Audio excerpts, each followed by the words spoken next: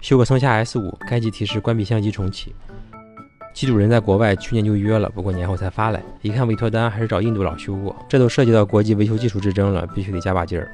开机意大利语报错，凭我渊博的学识，一眼就看出这是让重启。不管了，直接开拆。一看眼罩下面还少个螺丝，胶皮下面也少。拆解取下后壳，拆下取景器，观察一下主板，有个接口被撬坏了。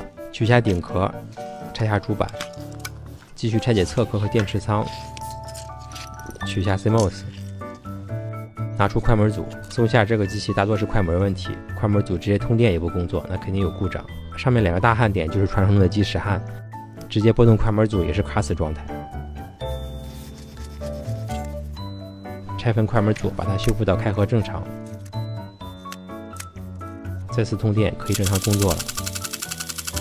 正当我信心满满准备装机测试的时候，拿起 CMOS 一看不对劲，这比计时焊更惨，滤镜是被整了一坨狗屎吗？上面的黑色压片也不对，纯手裁的。